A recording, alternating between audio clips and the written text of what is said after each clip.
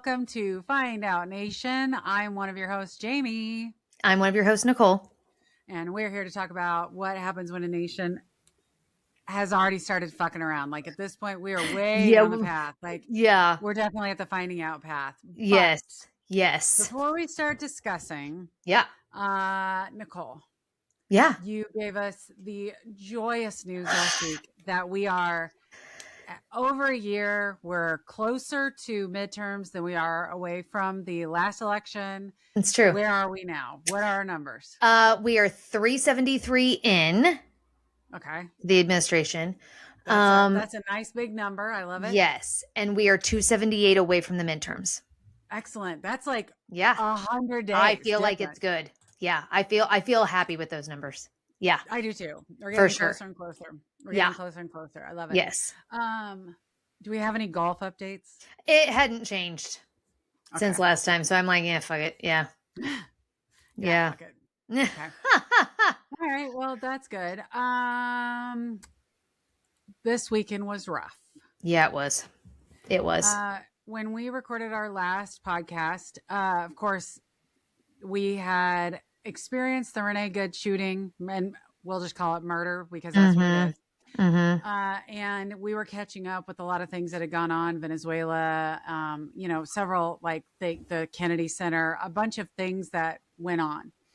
But my weekend, and I'm sure yours as well, was 100% dominated by ICE and its overwhelming presence in Minneapolis, and then the tragic shooting of Alex Pretti. Yes. And I got to tell you, like, my child came down Saturday afternoon and was like, so my husband and I, in an effort to completely like get away from all of the whatever, we have become addicted to a video game called Disney's Dreamlight Valley. It's ridiculous. We like have a little farm and we mine for gems, and that's hilarious. What we do. And we do it together as a couple. It's whatever. Yeah. And we make friends with all the Disney characters and we love it. My child came downstairs and was like, Mom, did you hear they did it again? They killed somebody again. And it was like, I knew like that what had happened. Like the fact that this is how we're learning about these issues, this is how we're thinking about these issues, is just fucking depressing. Did you have the same response? Yeah. So we had the massive snowstorm. So our family had already planned, like, we're not going anywhere. Like, once we all got home from work on Friday, like, this is it. We're buckling down. And then, of course, the news hit Saturday morning about Alex Pretti. And I was like, motherfucker. Yeah.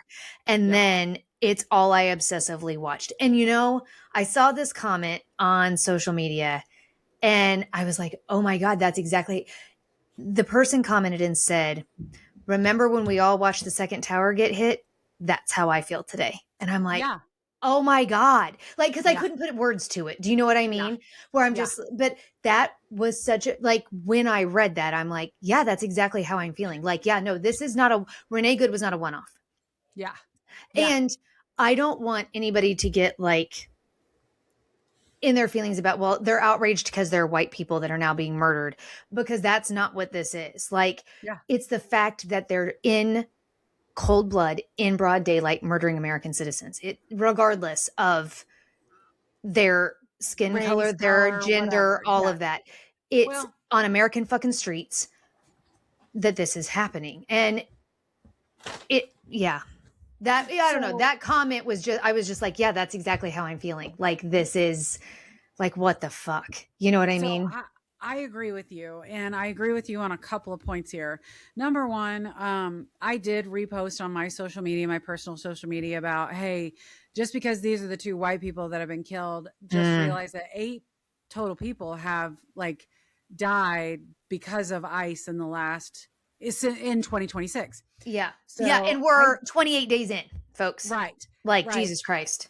But I will tell you that I did my research. I looked at like, what are all the attributable deaths to ICE in 2026? We have a section on this that will be coming in this podcast, but I will say that most of the other deaths pertaining to ICE are like lack of medical care or suspicious things that happen in a Yeah. detention facility, In the facility. that sort of thing. Yeah. Right. So I would venture to say that while it's true, those stories got like zero media attention. So what the fuck? But at the Right. end of the day, like this is gunning down people Mm-hmm. in the streets who have clearly done nothing wrong. Like we made this point in our podcast last week that, Yeah. being here illegally or being here without proper visas and documentation is not a freaking federal offense. It's not like Yeah. law breaking. It's a civil offense. At the end of the day, it's like, it's tantamount to speeding or Yeah. jaywalking or, whatever.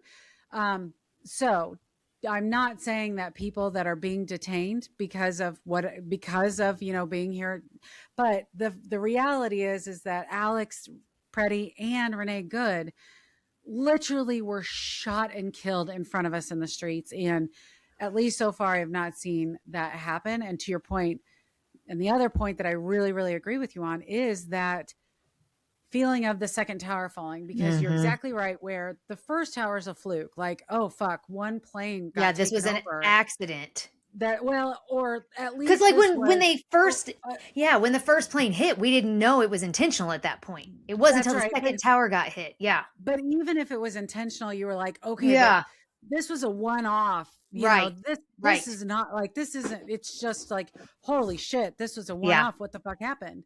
But then when the second plane hit, you're like, oh my God, now it could happen again. And I'm totally powerless. What do I do to fight it? Like that was, I mean, I literally, like, you guys know, my husband works for an airline. And so my first thought was, fuck, we've got to get on a plane and go to Minneapolis and start protesting. Like we have to go. And then it's like, okay, wait, slow down. But it was the same thing as like, we had friends who, when 9/11 happened, they immediately went the next day and like signed up, went to the military, because that was how they handled like dealing with this. And so that's exactly right. Was that now the second time it was like, oh my fucking God, I'm so powerless to fight this. What do I do? And how do I fight this? Powerless and fucking enraged. Enraged. As the day went on, as more things were coming out, as the response from the administration came out, the fucking absolute rage. And then I'm like, as we've gotten a couple of days past it, I'm like, I don't know where to put this rage. I don't know what to do with this rage. And I also know, like, it's not good for all of us to be constantly in that state of rage and anxiety and what the fuck's happening now and why is this, you know what I mean? And so it's fucking exhausting. And yet you can't turn away from it. You can't turn away from it. Au contraire, mon frere. Try some Dreamlight Valley. I'm telling you what. Well, and I see that, but like it's all just enough to get you away from the brain. Well, and that's the thing. Like we all have to turn away from it for small bits of time, because you've got to preserve your mental health, your physical health, all the things. Because you can't fight fascism if you're fucking overwhelmed. So you got to figure out how to, you know what I mean, compartmentalize and step away when you need to. But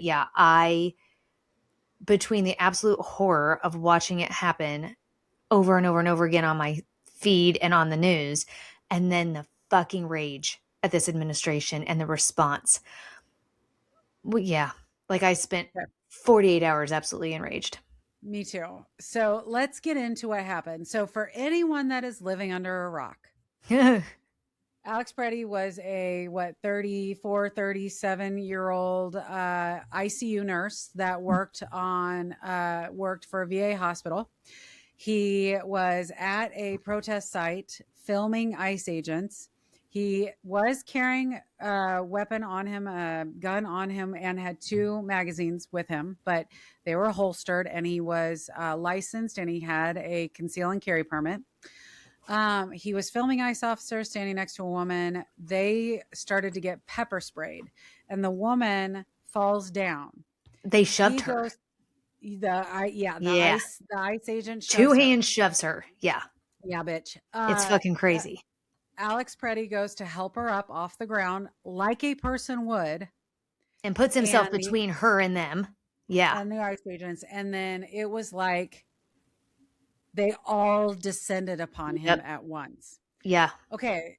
I've watched the video a billion times. I'm sure you have too. Mm-hmm.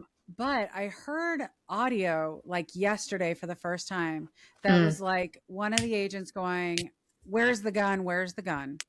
Mm-hmm. They shoot him right there in the street. And I've also learned recently that 2 different officers who are now being put on leave have been Mm-hmm. suspended, Mm-hmm. actually fired at Pretti. Yes. And it was 10 shots in 7 seconds. Something like that. That's insane. I think something like that. Yeah. Yeah. Yeah. Yeah. The first response is he's a domestic terrorist.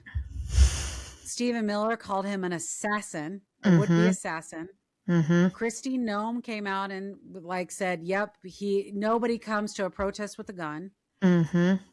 Caroline Levitt, pick me dipshit, was right there saying the same shit. So the Trump administration immediately came out and said that they fired defensive shots, that they were protecting themselves, that the ICE agents were justified, like all the bullshit. All the bullshit. I have to say, the rhetoric's about the guns. Yeah. That's been an interesting little turn, I feel.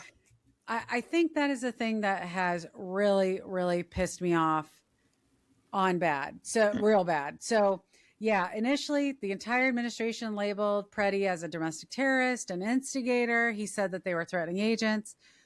But obviously all the videos were like bullshit. Like it just, what could not have been clearer that that was not the case, that he only was carrying a phone, not a gun. The gun was holstered, blah, blah, blah. Okay. So then that happens on what, Saturday? On Monday, Trump has calls with the governor of Minnesota, Tim Walz, and the mayor of Minneapolis, Jacob Frey, who had originally said the ICE, get the fuck out of here, right? So he has calls with them. Shockingly, like the comments after by both Trump and Walz were pretty positive, right? Like they were like, "Oh, we're on the same wavelength," they mentioned. And like I was really shocked. I was shocked at that even Trump was like, "Yeah." I mean, I didn't believe it. I know. I was shocked.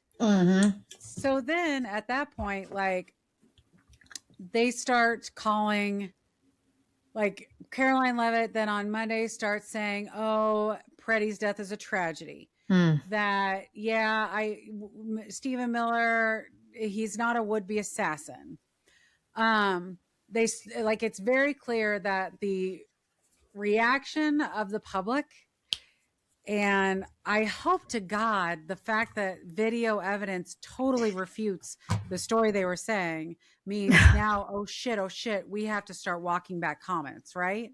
Well, yeah, because like JD Vance on that same day was slamming Pretti, was, these ICE, we need to pray for the ICE agents that were involved in this. Like they're, you know what I mean? It was fucking wild.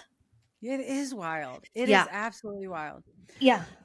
So then on Tuesday, Trump removes Border Patrol Chief Greg Bovino and reassigns him at his cush job. And I got to say, was it Seth Meyers that made the joke? Something about Greg Bovino is the only one that retires to go back to Mexico or something like that, like to go back to the job that he had before. And but yeah, so Border Patrol Chief Greg Bovino, who it's very clear is like getting hit by the bus, is getting thrown under the bus for this. Because not only did they reassign him, but Nicole, they took away his social media. I saw that. Yeah, because he was responding to people that were commenting negatively. Yeah, keep talking, but remind me that I want to say something about Greg Bovino when you're done. No, say it. I'm here. I love it. It cracks my shit up so much that they took away his social media. Like, I know. The fact that the party that actively like is fine with Trump dropping AI shit on protesters is like, oh, Bovino, you're going too far. We're taking your social media away. Yeah. So That's like pretty bad. two things on that. One, we watched Dan Bovino on Sunday morning be interviewed by Dana Bash on CNN. And she did as good of a job as I think she could have done in the moment of pushing back on him and his rhetoric. Oh, really? But there were obviously me sitting at home. I'm like, no, bitch, you need to be saying this. Don't let him get away with this. Because he kept calling it a riot. It was not a fucking riot. Nope. And then when she kept saying, you know, we have video evidence of them disarming Pretti, them removing the gun from the holster on his back, and then he is shot in the street. Yeah. He kept saying, this is freeze frame adjudication and we can't have that, you know, right. And then she did keep pushing back on him of saying, if you've got proof that Pretti was brandishing his weapon, that he was threatening the agents, what do you have? You know, he just kept dancing around it. And I'm like, you're such a, like, I was so fucking enraged listening to him. Yeah. But, oh God, what was the other thing I was going to say? Oh, the other thing's gone out of my brain. But, I think I'll the have biggest, to go back and watch it. Cause I only saw like highlights and clips of it. Yeah.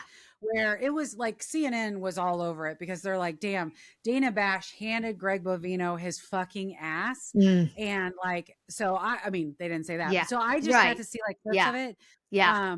But I just pulled it up on my thing because now I'll go back and watch. Yeah, you should watch it. Yeah. Okay. But the other thing I was going to say is with them pulling his social media, I feel like all of this response 48 hours after Pretti was murdered, because that's how long it took them to decide, oh, fuck, we better get our storyline right, is because this is making Trump look bad. And that's the sin. It's not about, it's not about them murdering an American citizen, the second American citizen in as many weeks in the fucking streets of America. Absolutely. It's because this is making Trump look bad. 1,000%. And so now heads need to roll. Now somebody's ass is on the line because this is making him look bad. And I feel like Trump probably got on the phone with Tim Walz and probably made some promises. Oh, yeah. That he, you know what I mean? And now he has no intention of keeping. Yeah. That's right. And now he's got to do something. Yes, because don't forget that Saturday evening-ish, Pam Bondi came out and said, and Kristi Noem said, we'll pull ICE today. I want access to your SNAP recipients. I want access to your Medicare recipients. And I want access to your voter rolls. And that's what it was all about. It was never fucking about immigration. It was about the fucking election. Pam Bondi, that's right. So Pam Bondi sent a letter that basically to Tim Walz that said, you need to share all of your Minnesota records on Medicaid and SNAP. You have to repeal your sanctuary policies in the state. And you have to allow the DOJ to access Minnesota's voter rolls, which of course they have been saying for months now. Yeah, go fuck yourself. Yeah. And she said that this will return law and order to your city. Minnesota lawmakers are calling it just extortion, point blank. Yes. Like it's a ransom letter to the city of Minneapolis. Yeah. It's literally like 100%. Yeah, it's literally like gang tactics. Yes. If you do these things, we will let your city go. Like, well, it's like mafia tactics, which Trump has always. That's what I was trying to come up with. Not gang. Yeah. I was like, no, but it's the same thing. What's that called? Yeah, but mafia. like it's like mafia tactics, which Trump has always thought that he was like the dawn of a mafia family. It's like them going down to the fucking docks and being like, we're going to allow you to continue to fish here, but see, you're going to pay me X amount of money to be at the dock to do it. Yep. You know what I mean?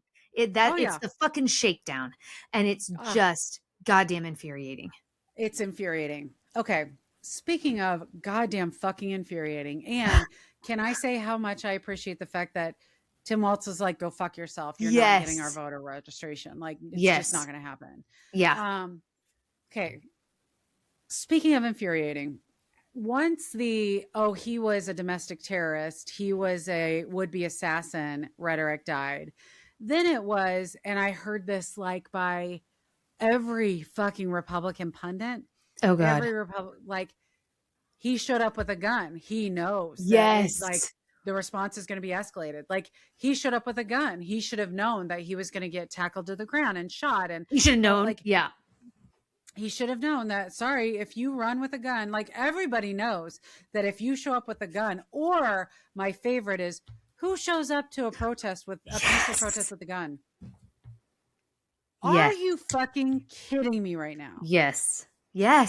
Like, so, and what kills me about this, Nicole, and I think this is what actually like lights my enragedness. Like, I'm mad that officers killed someone on the street, but make no mistake, we know who ICE officers are. They are would-be like MAGA bro dudes that have a goddamn fucking hard on and want to fuck. They're Jan Sixers. Yeah, that's right. They're January Sixers. They want to fuck their guns. And so they're out there. And when they get the opportunity to shoot someone, by God, they're going to take it. Like, we all know who these people are. There's just no doubt in my mind. And so again, it's like finding out, like, am I mad that Trump's a pedophile? I hate the fact that he's a pedophile because he's a pedophile, but I'm not shocked by it anymore. I'm not surprised. He's a goddamn fucking pedophile. There's no doubt about it. Like, we all know he's a fucking pedophile. Yeah. That's it. Yeah. So I'm not shocked anymore about ICE shooting our American citizens in the street. That's what they're doing now. Like, that's it. But what infuriates me is the hypocrisy. Yes. The absolute fucking hypocrisy. Yes. And what really kills me is that, okay, so you have all this rhetoric coming from all these right wing pundits that are like, you can't show up to protest with a gun. I've never known a peaceful protester that comes with a gun, who defended Kyle Rittenhouse. Yes. Who defended the January 6th rioters. Yes. Are you kidding me? Fuck. And then, so they're making comments about like, you can't, whatever. The response from the NRA, is very much like, okay, like, we're not happy, right? So, okay, I had a whole section on this. So I'm going to start with this. Asked whether you agree with administration officials who described Pretti as a domestic terrorist, Trump said, I haven't heard that, but certainly shouldn't have been carrying a gun. Speaking to reporters at an Iowa restaurant, he later added, he had a gun. I don't like that. He had 2 fully loaded magazines. That's a lot of bad stuff. And despite that, I'd say that it's very unfortunate. Okay. Kristi Noem says, I don't know of any peaceful protester that shows up with a gun and ammunition rather than a sign. Whatever. Homeland Security Secretary Kristi Noem says, FBI Director Kash Patel says, no one who wants to be peaceful shows up to a protest with a firearm that is loaded with 2 full magazines. That's not a peaceful protest. The U.S. Attorney for the Central District of California wrote, if you approach law enforcement with a gun, there's a high likelihood they will be legally justified in shooting you. Just don't do it. Okay. The list goes on and on and on. Not to mention the Megyn Kellys who come out and say, I don't have any sympathy for him, or like that kind of shit, right? Okay. So the NRA gets pissed. Like, they don't like this response that, like, okay, this is a problem. So their response is, you absolutely can walk around with a gun and you absolutely can peacefully protest while armed, said Luis Valdez, a spokesman for the Gun Owners of America group. It's an American historical tradition that dates all the way back to the Boston Tea Party. We're not happy with Trump's latest comments, Valdez says. The NRA issued a statement on Tuesday via X that says the NRA unequivocally believes that all law-abiding citizens have a right to keep and bear arms anywhere they have a legal right to be. The Minnesota Gun Owners Caucus said in a statement, there's no prohibition on a permit carry holder carrying a firearm loaded with multiple magazines at a protest or rally in Minnesota. And the National Association for Gun Rights says carrying an extra magazine implies nothing. Claiming otherwise sets a dangerous precedent for Second Amendment rights and creates an easy backdoor argument for magazine bans and similar legislation. Okay, so all the gun groups have come out and are like, go fuck yourself, this isn't right. But here's what really pisses me off. I'm watching something. It was ABC News, which ABC News, they are interviewing one of these directors of one of these gun groups. And he's like, yeah, I don't agree with what we don't agree with what Trump and his administration is saying. But what's really galling is the all of the hypocritical support of the Second Amendment that Democrats are now expressing over the right to bear arms. And I'm just like, you dumb motherfucker. Democrats don't all of a sudden, like, first of all, Democrats have never, as a party, come out and said, ban guns, we're against the Second Amendment, we have a problem with the Second Amendment. Right. Number one. You are a family that owns guns, and you are as liberal as can be. We are a family that owns guns, and we are as liberal as can be. We have never been a party that is anti-gun ever. Right. Yes, there are members of our party that want regulations, laws, licensing, better rules for gun ownership. I am one of those people. 100%. Yeah. I also don't believe, as Trump did, that mentally ill people should be allowed to own guns if they like, anyway, there's a whole thing there. But at the end of the day, Democrats have never been anti-Second Amendment. Right. And number two, Democrats are not right now all of a sudden like pro assault rifles, pro this, pro that. Correct. They are like, dude, you are the political party that supported Kyle Rittenhouse on January 6th. And now you're saying that it was justification for a murder. Are you stupid? Yeah. Well, and that was two things I was going to say. Like, I want everybody to remember that Kyle Rittenhouse was an out-of-state agitator, as they like to call the leftists that are protesting all this bullshit with ICE. He was an out-of-state agitator, a minor that showed up 17 with an assault rifle to protect businesses. He was dropped off by a family member at this protest to protect businesses. He murdered 2 people and severely injured a third before he came into contact with actual police officers, not federal agents that have gone through 30 seconds of fucking training and no de-escalation training. Yes, he surrendered to the cops because he knew he needed to, and the cops knew how to de-escalate the situation. He was also arrested and charged and acquitted of his crime, and then was the darling of the right, and still is to this day, was paraded at all kinds. I mean, he was given FaceTime at the White House with Trump. He was on every fucking podcast, all the things.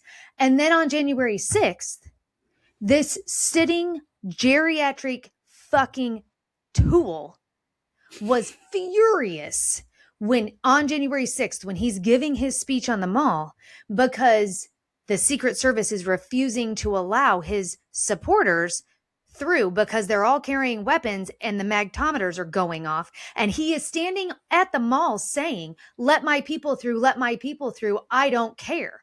They're not here to harm me, because he fucking knew. Let them through. And then they all marched to the fucking Capitol with their weapons. So go fuck yourself over now who you're assuming, because we don't know how Pretti voted. You're making the assumption that because he was protesting ICE's involvement in his city, that he was a leftist. So therefore, his death is justified because he carried a weapon as a leftist to a protest. That's exactly what it comes down to. And 100%. It's fucking bullshit. And most people that have a concealed carry permit carry all the time. All the time. Unless they know they're specifically going to a place like a courthouse or a city hall or somewhere where they can't bring a school where they can't bring their gun.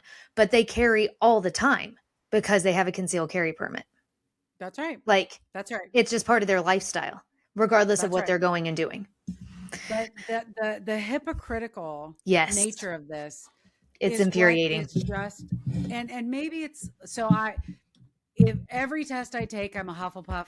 Like justice for all. I believe in like justice and equality for all so much. Yeah. It's like in my blood. That is the thing that pisses me off. Like that's when you talk about just blind fucking blood boiling rage. Yeah. That is the thing that makes me the most angry. Well, and what kills me is because it's the bootlicking. It's the ability to have no personal, it's not accountability. What's the what's the word I'm looking for? When you can't see who you really are. Like you can't self-awareness. They have no fucking self-awareness at all. Yeah. And it's like you aren't who you claim to be. Like it's just blind fucking loyalty. And at the end of the day, what you are failing to grasp is they're murdering American citizens in the street, which means 100%. They'll do it to you too. And whatever reason they decide to do it to you, it will be your fault. It will be portrayed in the media as your fucking fault.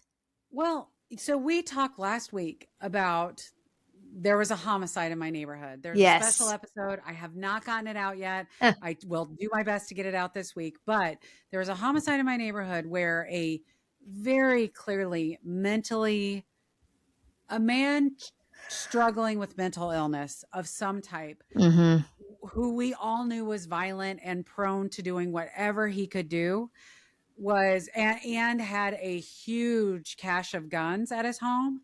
Like we all knew. And so like we talked, I'm not going over there to start a fight. No. The guy that got shot and killed went over there and started a fight. So to your point, like at the end of the day, it's all about like fucking around and finding out. But in this case, like Pretti did not instigate anything. He didn't pull his weapon. He did nothing like that. Whereas Kyle Rittenhouse did. Right. And this blatant fucking absolute hypocrisy. Well, and if I remember correctly, these Pro 2A folks, these don't tread on me motherfuckers, don't actually read the Second Amendment in its entirety because they just cherry pick what's great about it. But they love to say the reason we can't have common sense gun laws in this country is because I need to be able to protect myself from a tyrannical government. It says it right there in the Second Amendment. You're absolutely right. It does. That's right. What is this other than a tyrannical government at this point? To your point, whether as a Democrat, I agree or disagree with our gun laws. Right. The fact remains that they're there. Correct. There. And they apply to everyone. So they apply to motherfucking everyone is exactly fucking right. Yes. At the end of the day, whether I agree with them or not, whether I choose to own guns or not, whether I choose to get concealed carry, whatever they are, whether or not they apply for everyone, and by God, they should be enacted for everyone, and we should not, because you're exactly right. Of all the scenarios where the Second Amendment should be applicable, this is it. Gunning down legally protesting people in the street who are doing nothing illegal is exactly that scenario. Yeah. Blood boiling. Yes. Okay. So besides that, there has been a lot of backlash from Republicans. Senators Bill Cassidy of Louisiana, Susan Collins of Maine, Mike Crapo of Idaho, which my girl, I did not realize this guy's name is Mike Crapo. Did you know that? No, I had not heard of him. Yeah. Like, as like political commentary, like people, we probably should know like how all the names, but I don't. I'll just be the first one to say I don't know every single senator. Every single House there's too many. Name. Yeah. There's too many. Like I probably should know them, but I don't. Mike Crapo of Idaho. If I am mispronouncing his name, I apologize. But I can't help it. Like it's spelled Crapo. Oh, it's only one P. So it's not like could be misconstrued as like Crapo or like Crapo? Yeah. Crapo, maybe? No, it's probably Crapo. It's got to be Crapo of Idaho. Okay. We're going to go there. John Curtis of Utah, Jerry Moran of Kansas, Lisa Murkowski of Alaska, and Tom Tillis of North Carolina have all made comments in the last couple of days that there needs to be a thorough probe into Saturday's fatal shooting. Representative Blake Moore, the Republican from Utah, wrote a post on X that after seeing several angles, this clearly requires an in-depth investigation. I mentioned Senator Bill Cassidy. He called the incident incredibly disturbing Saturday, saying there must be a full joint federal and state investigation. We can trust the American people with the truth. Senator Pete Ricketts from Nebraska said enforcing our immigration laws makes our streets safer. It also protects our national security, but we must also maintain our core values as a nation, including the right to protest and assemble. And I would say the right to bear arms, if And that's like I would important to say you. you have an obligation to recognize when steps that the administration is taking are not keeping our streets safer. Indeed. And they're putting American Agreed. citizens in danger. Yep, exactly. Representative Michael McCall, a member of the Homeland Security Committee, wrote Sunday on X that he is troubled by the events that have unfolded in Minneapolis and that a thorough investigation is necessary both to get the bottom of these incidents and to maintain Americans' confidence in our justice system, which is not wrong. We're even to the point now where they're actually calling for an investigation. So, like, the reigning member of the Homeland Security Committee has asked for an investigation. He has requested that CBP Commissioner Rodney Scott, Immigration and Customs Enforcement Acting Director Todd Lyons, and U.S. Citizenship and Immigration Services Director Chad Edlow testify in front of the House Homeland Security Committee, which Representative Andrew Gambarino, the representative from New York, formally requested over the weekend. So I at least feel like these people will be pulled in front of a hearing committee. It'll be publicized. We'll be able to hear what that sounds like. But the reality is the best we can imagine coming out of this is they all agree that, yeah, this was murder. Yeah. And then the agents are held accountable for it. So that's not like, I guess my point is I don't see that happening. I don't see it happening either, but this is bullshit. Like, I agree. Yeah. Like, in my mind, to your point, there is like, those two agents have been suspended. There is an investigation, but do I honestly believe that we're going to hear anything about it? I don't. I think like this is, I'll be shocked if that's the case. No, they're going to circle the wagons, but Agreed. It's fucking galling. I know. Yeah. Yeah. So beyond this specific incident, it is shocking that I'm hearing some noise. So the first big noise that we're hearing is, of course, the Kristi Noem impeachment conversation. Yeah. Despite the fact that like everyone's saying it's never going to happen, the reality is like Hakeem Jeffries has come back and said, listen, she needs to resign. And if she doesn't resign, he has support by some Democrats in the House that are considering bringing an impeachment vote to Kristi Noem, so much so that Republican Senators Tom Tillis and Lisa Murkowski have asked for her resignation. Now, they have not gone so far as to say they would support an impeachment, but I am shocked that they even asked for her resignation. Yeah, that's pretty, wow. Agreed. But did you hear Trump's response? No. They're losers. When asked like if he agrees with Tillis and Murkowski's calling for her to step down, his response is, well, they're both losers. What can I tell you? They're terrible senators. One is gone and the other should be gone. Like what a dick. Like beyond everything. Like what a dick. Again, this is what happens when you have not been punched in the fucking mouth enough in your life for saying this shit that you fucking say. Hello. Like seriously. Okay, so we have that. He's such a fucking prick. I know. What a dick. Representative Julie Johnson, a Democrat from Texas and a member of the Homeland Security Committee, said for months, Democrats on the Homeland Security Committee have tried to get answers. We have sent letters. We have called for investigation. Every single one of those efforts has been stonewalled by the Trump administration and ignored by Republicans in Congress. She believes that just like that, she supports a Noem impeachment. So we'll see what happens. I loved what Hakeem Jeffries said about it. Yeah. He said, listen, if Donald Trump doesn't fire Noem, we can do this the easy way or we can do it the hard way. Yep. I love that. I do too. And if they pull her in front, I'm going to have to ask for some special permission to be able to work from home extra days so that I can watch this, because I will be fully fucking enraged and I'm going to need to be able to listen to it live and in the moment. Like, it's just. Yeah. Yeah. Yeah. I'll want to watch that as well.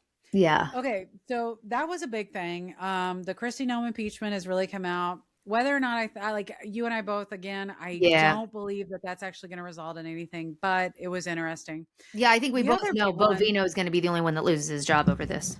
And he's just going to go quietly. He's not even going to be held really accountable, even though we have video of him throwing. To retire.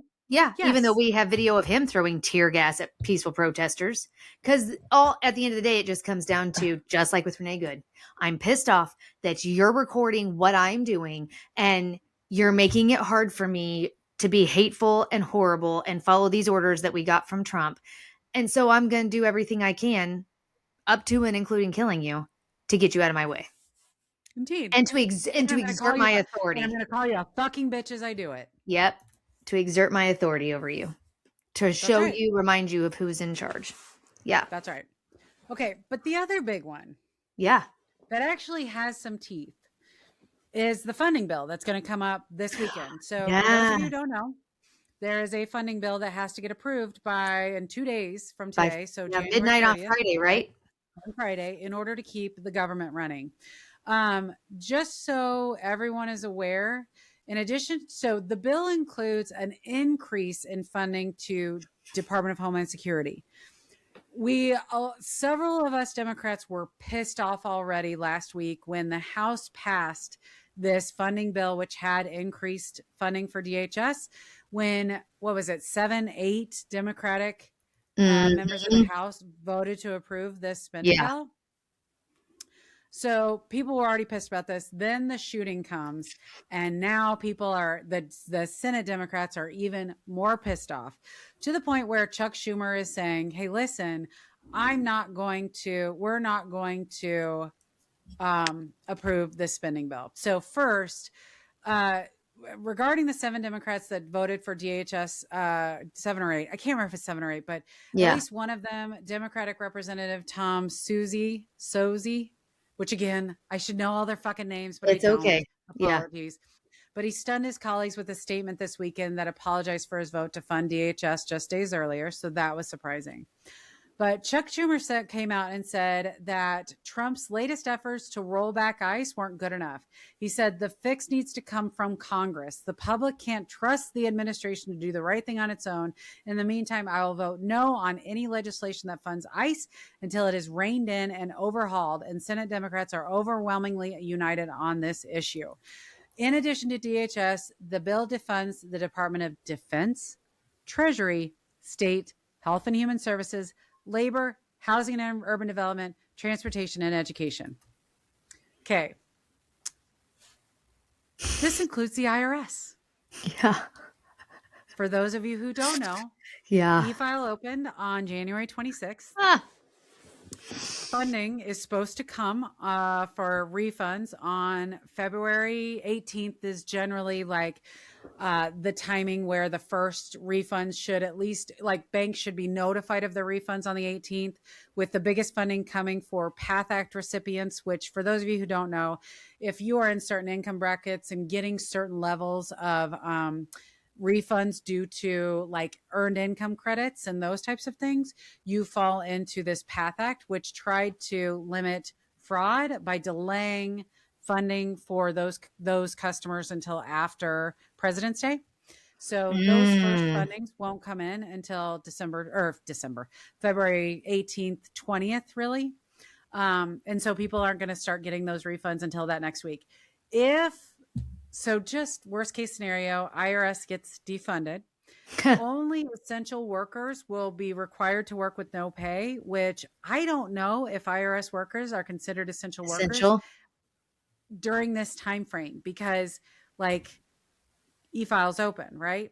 So there's that problem. And I also don't know then like what happens with all these refunds. Like, can checks go out? Can ACHs go out? This is an unprecedented scenario. And especially because like if the government's not funded by the 30th, which is a real possibility because we have 2 days to vote on this. The House is not in session after that. Senate goes on recess after that. Like there's no plans for that to be able to happen. Okay.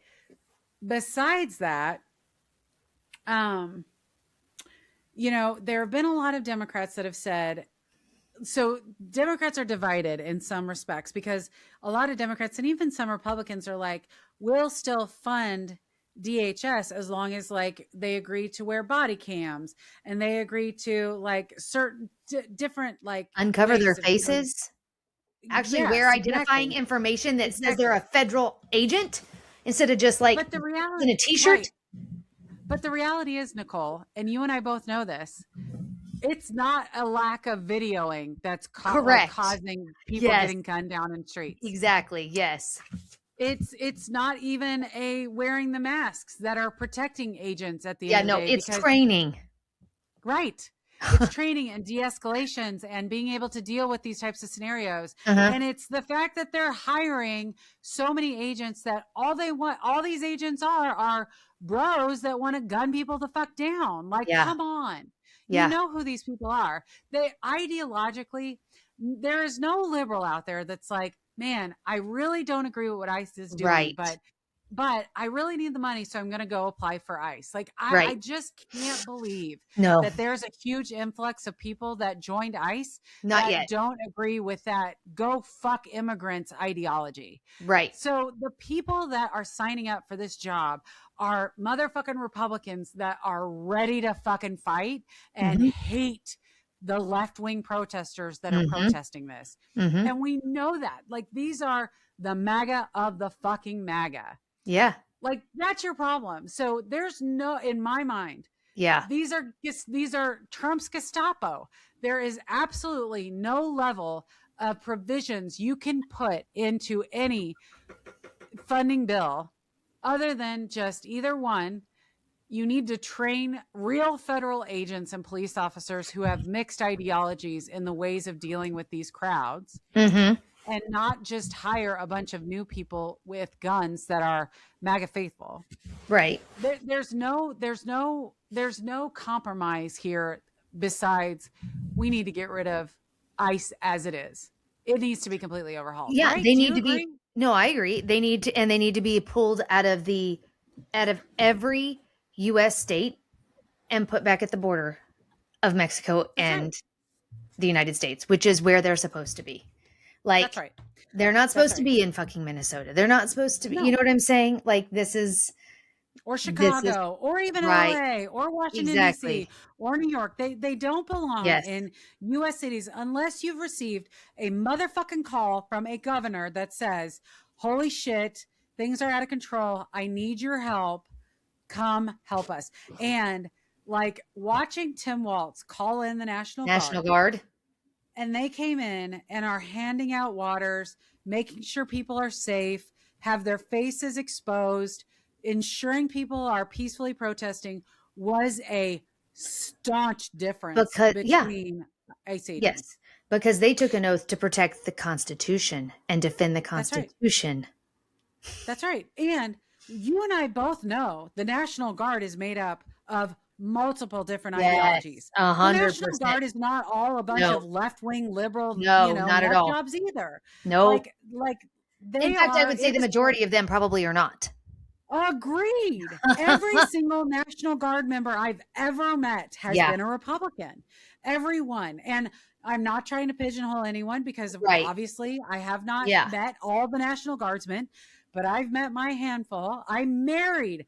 I performed a wedding for a National Guardsman and his wife, who I assume is still married. And both of them were gun-toting motherfucking Republicans. Yeah. And I fully believe that, to your point, ideologically, they are probably Republicans, but to your point, they have been trained. They go through training at least once a week and a month. They are beholden to the Constitution, to protecting people, to taking care of people. And so, like, their ideology is more about the job that they're doing versus just MAGA, like, Right. Owning the libs. Yes, right. Loyalists who are just out there to own the libs. That's exactly right.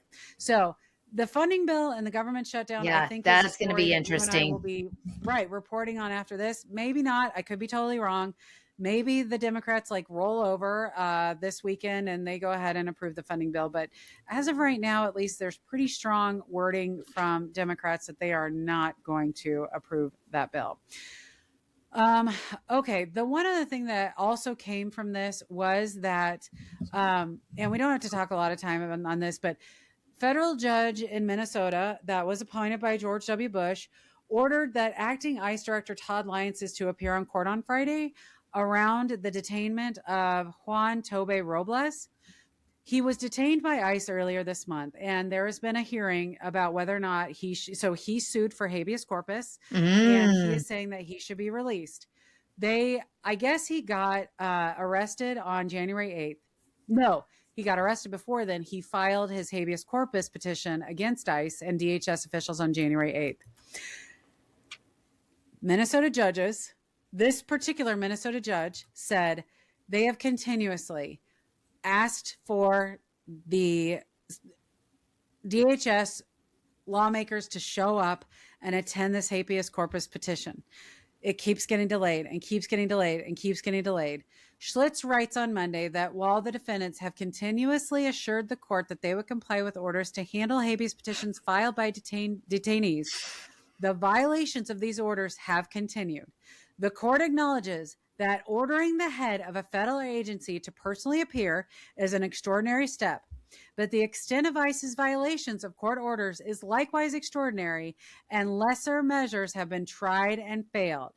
They came out and said, the court has been extremely patient with respondents, even though I love this. Like, the level of petty, I cannot tell you, is great with this. Okay, sorry. The court has been extremely patient with respondents, even though respondents decided to send thousands of agents to Minnesota to detain aliens without making any provisions for dealing with the hundreds of habeas petitions and other lawsuits that were sure to result. Like, come the fuck on. Exactly. So he's like, fine, y'all didn't plan ahead, so now I need your fucking boss, the acting head of Homeland Security, to show up and deal with this. Tonight we hear that they have released Toby Robles and that he is now a free man. Correct. They're like, okay, fine, we'll release him. Oh my God. This is what you have to do. This is what you have to do. This is what's going to have to happen. Yep. The federal judge is going to have to order this guy to show up to every single hearing. Yep. And then everybody's going to get out on habeas charges. Until they finally let everybody go on habeas corpus. Oh my God. As of 1 hour ago, ICE released the detainee, and now that hearing has been canceled. I fucking love that. This is what happens when your administration is full of fucking clowns. And when that's exactly right. Every goddamn dollar goes to, let's get ICE agents, not to, let's expand the court system. Let's hire more lawyers. To proper immigration. That's right. Let's put in the infrastructure to handle these immigration laws and petitions that are coming up so that we can deal with this appropriately. Because let's blow up the goddamn budget so that we can hire MAGA faithful as Trump Gestapo. That's what it is. So we can just deport all the brown people. Because ultimately... No, we're not deporting them. We're holding them into cells until they fucking die, which we'll talk about here in a minute. Yeah. Because just like with the Second Amendment, they have twisted the rhetoric to be people on the left just want immigrants to take your jobs and take your houses and do all these things, which I find hilarious. And there's something that I'll bring up about this whole immigrant story later. But I'm like, that's not how those of us on the left feel. We are all for comprehensive immigration reform. We are 100% for that. We are not for this. This is not comprehensive immigration reform. Correct. Just detaining people as for the much as you want for the sake of doing it. Yeah. For the sake of doing it, it's not it. No. Just so you know, because we did say we'd mention it, other people who have died in custody. Yeah. So just so you know, besides Renee Good and Alex Pretti, who were both shot and killed in the streets by ICE, there have been a total of 8 people killed either by ICE or died in ICE custody in 2026, and 32 people in 2025, which is the highest number of deaths since 2024. It's the highest number of deaths since 2004. Wow. So, just so you know, this is the highest number of deaths since 2004.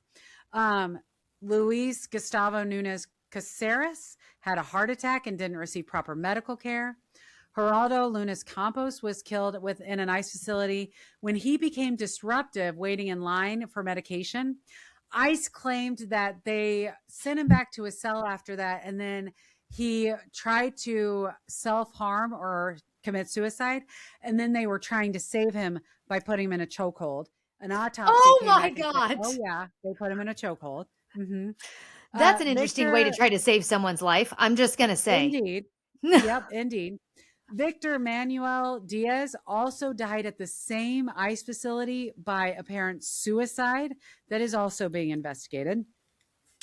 Pretti died in ICE custody while receiving treatment from drug withdrawal. So, like, they say they tried to administer Narcan, but for whatever reason, he died. Luis Beltran Yanez Cruz died of a heart attack while in ICE custody, and his family does not believe that he had any heart problems prior to being detained. And of course, they are suspicious.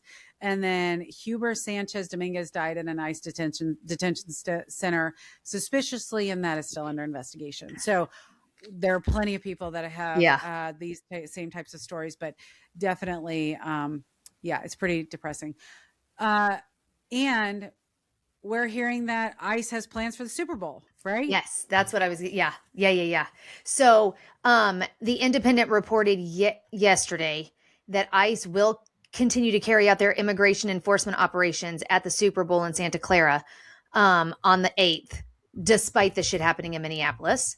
So, Assistant DHS Secretary Tricia McLaughlin told the Independent, DHS is committed to working with our local and federal partners to ensure the Super Bowl is safe for everyone involved, as we do with every major sporting event, including the World Cup.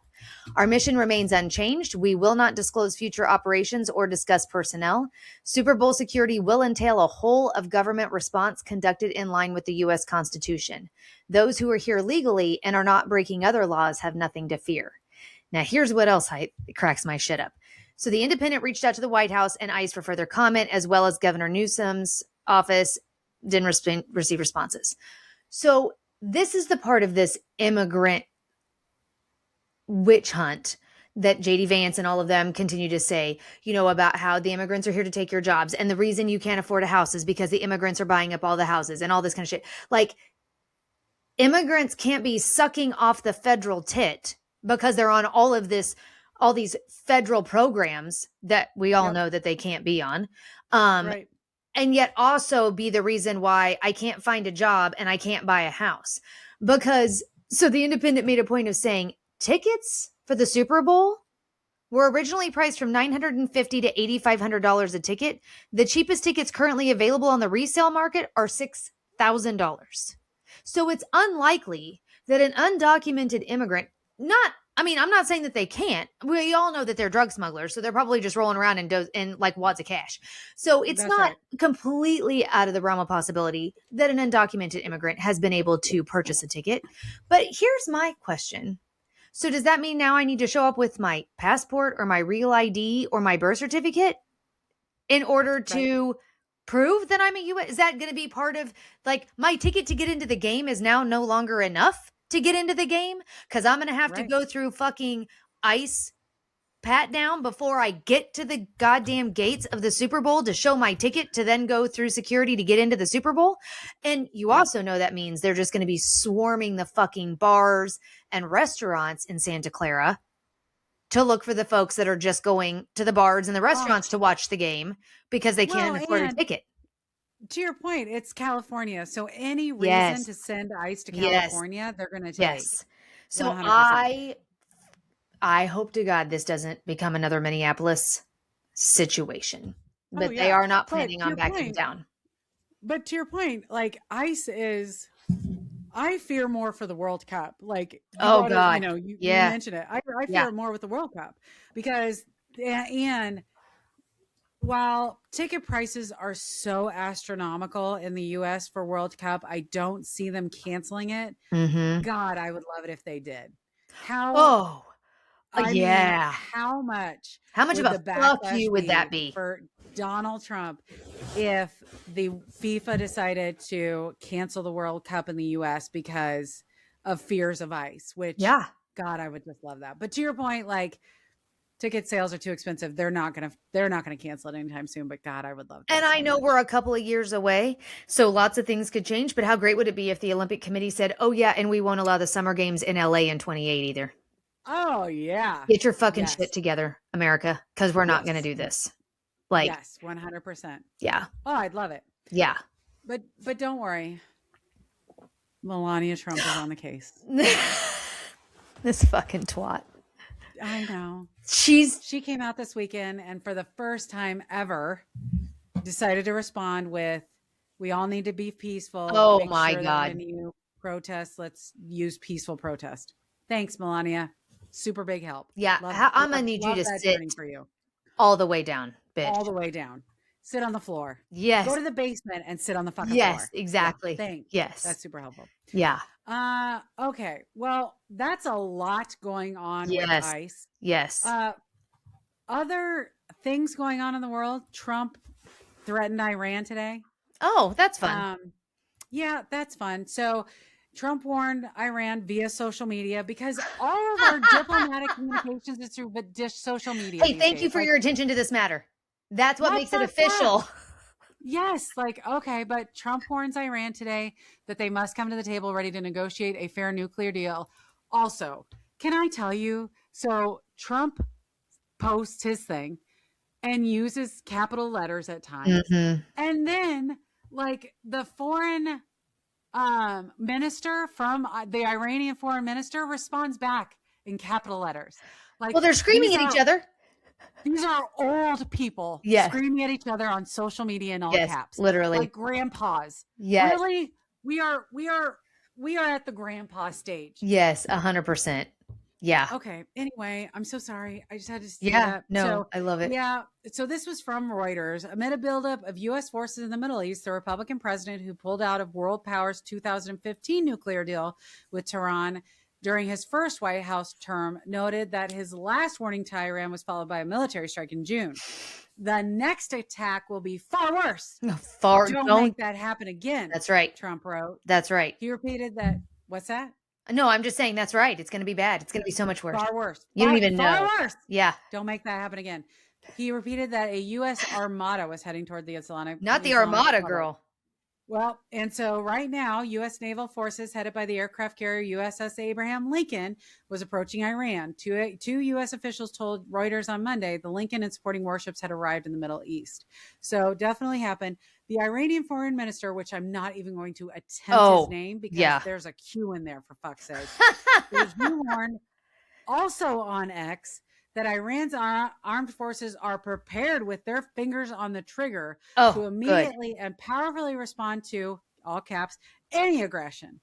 At the same time, Iran has always welcomed a mutual beneficial, fair, and equitable nuclear deal on equal footing and free from coercion, threats, and intimidation, which ensures Iran's rights to peaceful nuclear technology and guarantees no nuclear weapons.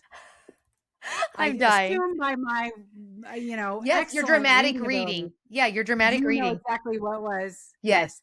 So we could be in a war with Iran as of next week. We'll see. We'll see what happens. I can only hope that they just nuke the shit out of us and I can just go in the front yard and lay down and die and we don't even have to worry about fucking Super Bowl and ice. Jesus Christ. I mean, girl, at Dreamlight Valley, it smooths the brain just enough. It smooths the brain. I need to see what the next Star Path is. I've got to see what next week's premium store offers. No, I'm telling you, it'll smooth out that brain. The other big news this week, of course, Venezuela. Secretary of State Marco Rubio went before the Senate Foreign Relations Committee today. It was a bloodbath. He pretty much got raked over the coals. He started by saying there is no war against Venezuela. We did not occupy a country. There is no U.S. troops on the ground, which is why he justified not having to go before Congress or Senate before now. He framed the mission as a targeted law enforcement action rather than military occupation. Someone should tell him that Trump is calling himself the president of Venezuela at this point. Whatever. Yeah. People all around that said that basically, are you serious? You took out Marcuto, but left his entire regime in there. Marco Rubio told the committee, this is not a frozen dinner. I'm quoting, you do not put it in a microwave and 2.5 minutes later, it's ready. These are complex things. Number one, who microwaves a frozen dinner for only 2.5 minutes? Go fuck yourself. Right. Number two, who uses that as their analogy? And number three, hey, Marco Rubio, we're using all caps. Where are your all caps? Come on now. You correct. Yes. Indeed. Did you see JD Vance's twat about it? No. What did he say? he twatted out that watching Tammy, I'm going to paraphrase because I can't remember exactly what he said about Tammy Duckworth, but something along the lines of watching Marco Rubio or Tammy Duckworth try to grill Marco Rubio is like watching Forrest Gump try to converse with Isaac Newton. So 2 things on that. First of all, when I read it to my family, Riley goes, Is he watching Bill and Ted's? Well, Riley's like, he thinks that Marco Rubio is as smart as Isaac Newton. But the bigger issue, of course, because then Tammy Duckworth responded to JD Vance on social media. Because, of course, the bigger issue, right, is that she is a double amputee. Thank you for your service, Purple Heart recipient Tammy Duckworth. And his obvious jab about Forrest Gump. And I know what JD Vance's response is going to be. Well, no, I wasn't making that comment because Forrest Gump's legs didn't work very well and she has no legs at all. If I was making that analogy, I would have said that she was Lieutenant Dan. I'm saying that Forrest Gump was not a smart man and she's not a smart woman. I know that's going to be his fucking response, but it's just the fact that like you're making a jab at people with disabilities. So 100% yes, but I think you're giving him way more credit than he deserves. Oh, probably. I think JD Vance thought he was watching Forrest Gump and really was watching Bill and Ted's Excellent Adventure where they go back in time, because I don't think he might know that Isaac Newton and Forrest Gump didn't live at the same time. At the same time period. Like, that's true. Well, right. Yeah. And when Tammy Duckworth responded to him, she said, Forrest Gump ran towards the fighting in Vietnam. Your boss ran to the podiatrist to get out of serving. Yeah. Right. Like, I think you're giving JD Vance a lot of the benefit of the doubt here. Like, I just think he's too stupid to know. How did you come up with Isaac Newton? Of all the people, like, do you not know at least one other smart person that is alive Not even today? Einstein? Yeah, like the only person you could come up with is Isaac Newton that has like lived hundreds of years ago. Yeah. Are you serious? Like, yes, I agree. He's probably making fun of like her disability. Yeah. And I agree that like he just is thinking Forrest Gump's stupid, but honestly, he's too stupid. Yes. To be able to come up with a smart person that's alive today. Yeah. Or at least in the last, I don't know, 50 years? Right. Or alive when fucking Forrest Gump was alive. I mean, yeah. Girl. Yeah. He got confused on his movies. He really thought he was serving it out there on X to Tammy Duckworth. Really thought he had a zinger there. Good job, JD Vance. Yeah. Pat yourself on the back. Yeah. Okay. One other thing. Ilhan Omar was attacked. Oh, yeah. At a town hall. I saw that. So she was at a town hall in Minneapolis. A white man who shockingly searches social media, and he posted very much about his love of Trump and blah, blah, blah, threw a syringe of liquid on her. The liquid, as far as I have been told, it was vinegar. So it was not poisonous, acidic, anything like that. But he did throw a syringe of liquid on her. But that bitch got up, continued her town hall. Yeah, she did. And she came out today and was like, he messed with the wrong bitch. She didn't say bitch. Yeah, but she meant she wanted to. Person. Yeah. I wanted her to. Yeah. Did you see her do one of these on camera? No. So right after he did it, and she kind of does this, and he's going this way, and then she goes off camera, and she's got her fucking fist raised, and I'm like, oh my God, yeah. But then like people tackled him and whatever. But like she was quick to like she was gonna defend herself, and rightfully so. Like because he was trying to like lunge back at her, and so then she was coming at him with her fist. Yeah. But then did you see what Trump said last night about her? No. That something along the lines of he thought she had set it up to get attention. Okay. So this brings the other thing that I want to ask. Do you know the name of the Trump shooter? Which one? I don't know the name of either one. Oh, no. And I don't know I don't remember the name of the one that was hiding in the bushes at Mar-a-Lago either. No. And we don't hear about them either. Right. Uh-huh. I'm just saying. Yeah. Like, we all know Lee Harvey Oswald. We all know John Wilkes Booth. And even like, I would go so far as to say that at least like you and I would know, like we heard a lot about Ronald Reagan's. Oh, John Hinckley Smith? John Hinckley? Smith. Yeah. Yeah. Yes. We heard about his, like we and we were young. All of this. Yeah. Right. We've heard about like Charlie Kirk's and shooter, Ray, like, MLK Jr.'s murderer. Ray, I can't remember his name. Anyway, yes. We at least can go to a Wikipedia article and find a name. Yeah. And like Trump, so it is not surprising to me that Trump says this about Omar when it is a no-brainer to me. Because there hasn't been a court hearing yet for anyone. Yeah. For either one of those, there's not been a court hearing yet. It's weird how that's just prosecution. There haven't been charges that we've heard about. We don't know their name. We have never, like, his ear magically grew back with Mary a scab. He's like a snake that gets its tail cut off. He can just regrow it. Correct. Immediately. It's shockingly, it's immediate. Yes. Like, I am just saying that, like, yes, he said that. And I was like, you're telling on yourself. There's a reason he said that. Yep. Correct. Okay. 2 other quick things. Yeah. Number 1, we've got another week with no Epstein files. Oh, God. Calling that out. The pedophile in chief protector has not released anything else. Yep. And you have informed me that there is another new No Kings protest coming up. Yeah. I haven't been able to do any research. I just have a date. That it's nationwide, March 28th. Okay. All right. So we will be watching for that. Yeah. We will be like doing what we can to inform you all of anything new that's coming. But okay, March. Got it. Yeah. We will keep on that. Yeah. Okay. That's a lot. It is. It is a lot. It is. It's been an overwhelming week. It has been an overwhelming. I would agree with that. That is a very good way to describe it, as motherfucking overwhelming.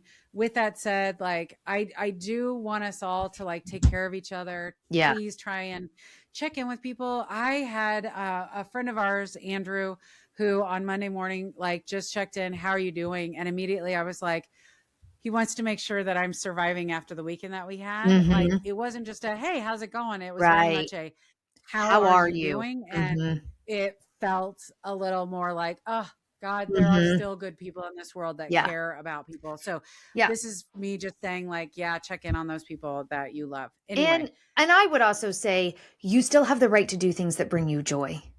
This shit is out of control. It is overwhelming, and it's coming at you like a fucking water out of a fire hydrant. But you cannot feel guilty about turning it off, spending time with people that you love, and doing something that brings you joy. You're still allowed to take a vacation. Dreamlight Valley. That's right. You're still allowed, to take a vacation. You're still allowed to do whatever it does that brings you joy, because if you're not doing those things, you will not be properly prepared to fight the fascists, and we're going to need you. That's right. And so you got to be ready. That's exactly right. Yep. Okay. With all that said, tell me you have some decent. I have a good news. Okay. I'll let you go first. Okay. So I have 2 things real quick. Okay. One thing is I read about this today. It's called the Majority Project, and you can go to signsofjustice.com/products to find this, or you can just Google the Majority Project and it'll take you to the website. That's exactly what I was doing. Yes. I was like, oh, so I'm just going to go ahead and on the website, you can get postcards that you can. So the plan is to flood your local representatives with postcards of the shit that we want them to be focused on instead of this bullshit that they're doing. So you can What's it called again? It's called Signs. So you can go to signsofjustice.com. It's called the Majority Project. Okay. You can get 20 postcards for $16. And they even on the website, they have if you don't want to buy the postcards from them, you can do a digital download that you can then print on your own later as well. They also have a link where you can find your representatives' addresses. So the plan is to do this. Their goal is to mail 12 million postcards to Congress. And so far, 2.8 million have been sent. So looking at this, the postcards so it's very much like these are things that the majority of Americans support. Yes. 86% of people support universal background checks. 74% believe in trans right protection. 70% believe in safe and legal abortions, and 70% believe in paths to citizenship. This is our common ground. You and I have had this conversation before. Yes. There are just fundamental things that the vast majority of us believe in. Yes. That those should be non-negotiable. Yes. I love it. I love this. So I'm planning on all 3 of us in our house purchasing 16 cards each and mailing them the fuck in. So I wanted to tell you about that. Okay. So here's my actual happy ending. So it's coming out of Virginia, Mineral, Virginia. Okay. So for 8 years, a high school in Mineral, Virginia, 4 to 5 times a year, refurbishes a car and gifts it to a single mother in the community. Yes. So, I bet they do it as like a class. Yeah, right? they do. Like, they do. They it is the what does it say? The school's automotive technology students repair the donated used cars and then give them away to single moms. So one of the 16-year-olds in the class this year said the whole class finds it very rewarding. This student, I'm sure they do. Yeah, this student said, I remember seeing a baby in her mom's arms when one of the cars was given away and immediately recognized the dividends of all their classroom work. So around 20 students are working on cars each semester. They're an hour northwest of Richmond, Virginia. The teacher instructs kids on how to perform brake and tire repairs, change fluids, test batteries, and maintain the heating and cooling system. So they get real life grip behind why they're doing the task because it's somebody's real car and, they're learning a trade. So the program began in partnership with the nonprofit Giving Words, a local charity that works to support single parents by providing complimentary vehicles and car repairs. They've given away over 60 cars and repaired more than 260. That's awesome. I wonder if we could do something like that in Kansas City because honestly, an automotive repair class is just super helpful. I feel like it's one of those things that every kid should have to take so that they know what they're how to change a tire, how to jumpstart a battery, to your point, how to maintain change your own oil, maintain your heating and cooling. Because if you can't afford to go to Jiffy Lube, because that's expensive, you still need to be able to drive to fucking work. Right. Yeah. And so, and to your point, maintaining all that. One of the moms in 2007, was given a Toyota Prius. She was a single mom with 3 kids who had overcome addiction.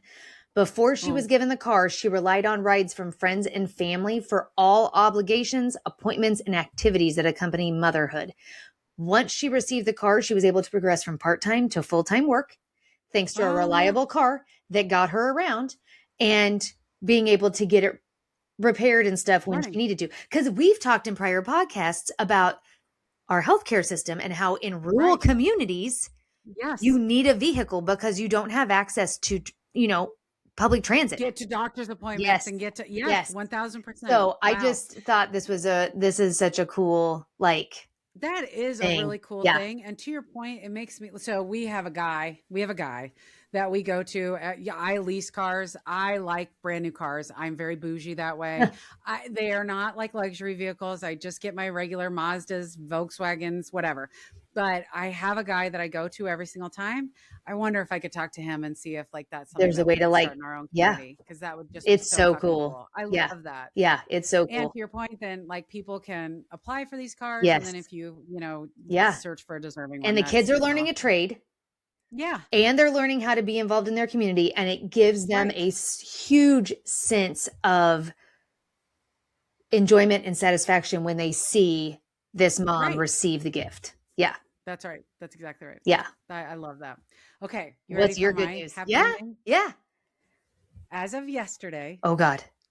the giant panda is no longer on the endangered list. Shut up. Yeah. I had no idea. Yeah, girl. So the giant panda has been on the endangered list since 2006. Okay. I think. Yeah. 16 maybe.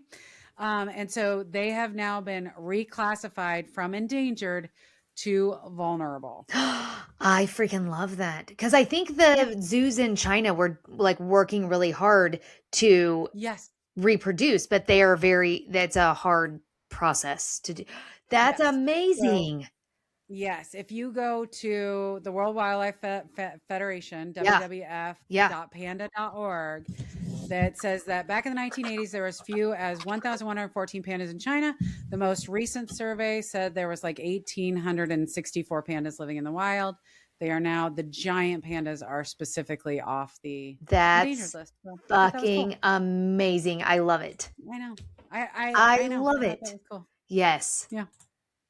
No, that's All right. great. Well, I said that as of yesterday. Let me put it this way. That yesterday was when it popped up into my comments. So this might have been from a couple weeks ago It's now fine. that I'm like reading. It's totally fine. But yeah, right. It's fine. Like Yeah. it should just make you happy.